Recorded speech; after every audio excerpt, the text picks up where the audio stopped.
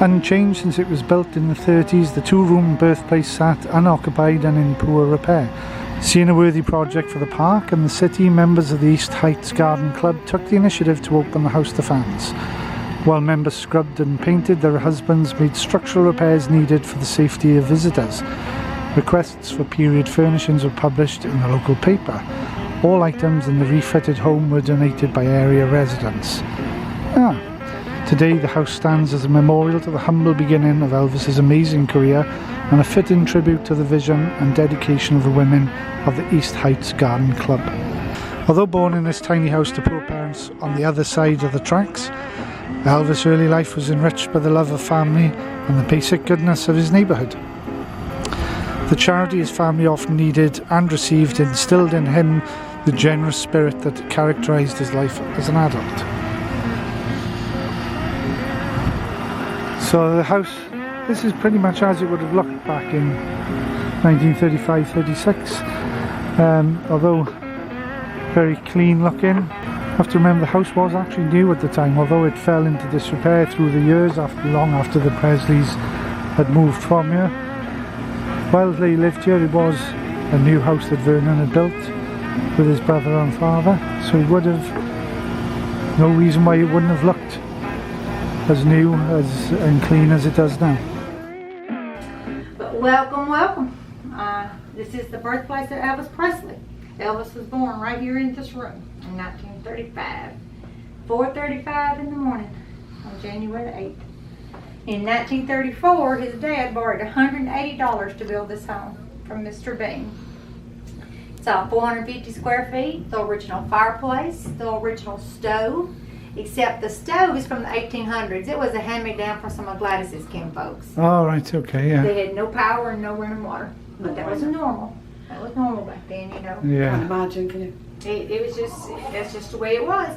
And you know, since y'all been here before, y'all have already heard this story. Yeah. I just want to tell you my take of it. You know, when Vernon went to prison, Yeah. for forgery, I think him making that 1 0, you know, he changed the amount Yes, from $4 to okay. $40. Yeah. I think that changed the course of their lives forever. Oh, definitely. Because, It's all fake. well, this was normal. This Yeah. was normal. It wasn't above anybody else. It wasn't below anybody else. Yeah. But him putting that 0 on there and him going to prison, it's like when he got out, he could never get a leg up. You know, that put him on the poverty side of poor. Everybody was poor, but that put him on the poverty side of poor. You know, they moved back to Tupelo. They stayed for another 10 years, but they moved 8 times Yeah. in 10 years. Yeah. You know, and basically what they went to Memphis for. He can say he went for better jobs, but it wasn't that. Tennessee had something that Mississippi did not have, and that was welfare benefits. They were trying to put a roof over their head. And to me, that 1 0 made Elvis the kind of person he was. He never forgot where he came from. He knew what it was like to be without. Yes. He knew. He never forgot that either. No, He was very generous. He had deep integrity, you know. Yeah, the birthplace advertised for furnishing from that era, and Vernon handpicked every piece out and placed it in here where it was at. That's amazing. So, obviously, this was the kitchen. This Bean was who they shared from. Yeah, I said all the furniture's reproductions with the guide in there. She said that Vernon, because the birthplace opened in '72, and said Vernon actually handpicked or at least a lot of the furniture, the reproductions of how the home looked in the mid-30s.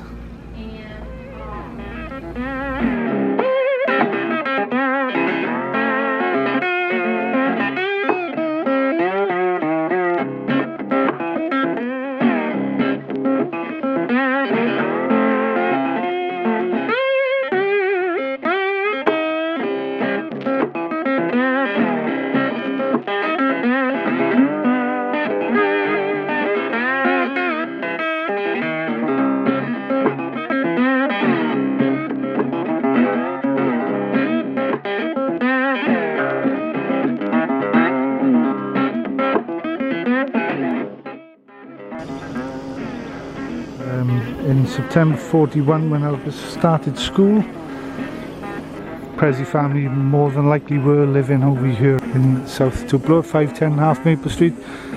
at this house with the lattice outside. There's a picture of Elvis. Picture was actually taken outside, or taken at the side of that house there, and that photo was taken around 1943 possibly.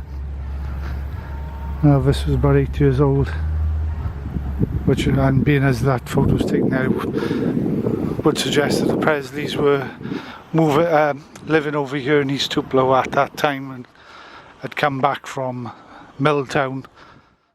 We've just come around the corner from Adams there where the Assembly of God Church was, and we've come down onto Reese, and there, until very recently, there was a house that stood here that is thought to be another house that the Presleys lived in for a short period, around somewhere in between 43 and 45 perhaps. It was a rental house, and it was right opposite where Noah Presley lived, which of course was Elvis's great uncle. So this is Berry Street, and in August 1945 Vernon purchased a 4-room house at 1240 Berry Street from Orville Bean, and the Presley family lived here till the following summer, at some point where Vernon defaulted on payments. Well, once again the Presleys were forced to move to another home, this time leaving East Tupelo for the last time, heading over to Mulberry and Commerce. So 1240 would have been just down that region somewhere there. Don't think the house is still existing, or the same structure still existing. It was here on Berry Street, just up the top of the road there. Go up the top of the road, turn left, the Presley birthplace. Elvis birthplace is literally a few yards down. So this is Fair Park, and this is the homecoming statue. In fact, this part of town is where the Presley family lived for a brief while. In July 1946,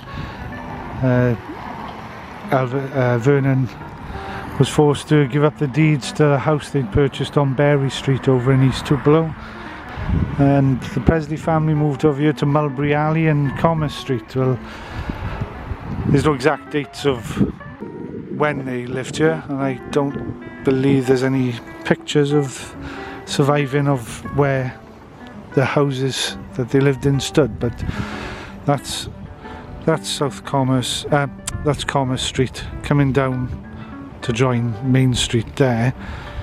Now this area to the east of Commerce Street would have been the area that was commonly known as Shake Rag, which was the African American area, pretty dilapidated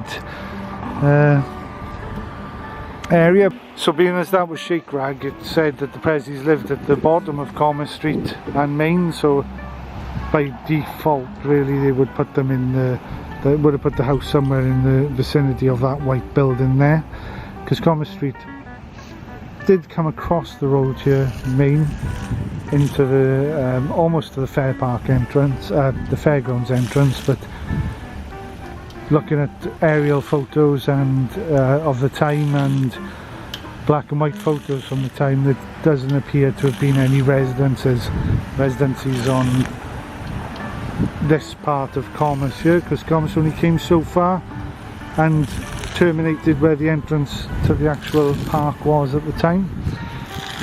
Now Mulberry Alley, again on Main here, on the south side of Main, you had several businesses. LP McCarthy, where Vernon worked at the time, was along Main Street here. He was a grocery wholesalers and deliveries. Also Long's laundry building was along there, and Mulberry Alley sat behind those buildings. So Mulberry Alley, Commerce Street, watch it not get wet there. Commerce Street would have come across the intersection with Main Street there, and would have come into this section here. So you would have had buildings here, so Mulberry Alley probably would have run east and west, perhaps up to the statue and up to where Commerce now stands, going down the road there. That's Commerce, but that's not where Commerce was at the time, certainly in the 40s and 50s. So Mulberry Alley again, from aerial photos and what have you, I've seen most of the buildings appear to be more retail and industry buildings, so there wouldn't have been many rooming houses here on Mulberry. But it would have been this area that the Presley family moved here, and Commerce of there, not sure which way round they lived before, and this was before they finally moved up to 1010 North Green Street, which is in North Tupelo, which is a few miles up in that direction up there. So this road running along here is North Green Street, and the Presley, this is in North Tupelo, and this is where this is the last address in Tupelo of the Presley family before they moved to Memphis. And we know September 47, by the time Elvis enters the 7th grade at Milam High. The family living here. Now the house, there was a documentary that his friend from up this end of Tupelo, Sam Bell, pointed out that the house that the family lived in would have been where these trees are now. It's obviously long gone. This was the black neighbourhood of Tupelo. It wasn't Sheikh Grag, as many people say Elvis lived, and the house that the Presley family moved into was designated as whites only, but most of the neighbours are African American, as I said, including one of Elvis's friends, Sam Bell. And it was from here in November 48 that the Presley family moved to Memphis. Some say that they moved in the middle of the night, that Vernon was going to be arrested for moonshining and various other stories. Vernon had lost his long-standing job as a grocery truck driver with LP McCarthy and Sons down on Main Street in Tupelo. Finding it tougher each day, Elvis performed, sang a song especially for his classmates on his last day in school, which doesn't really tie in with doing a moonlight flit.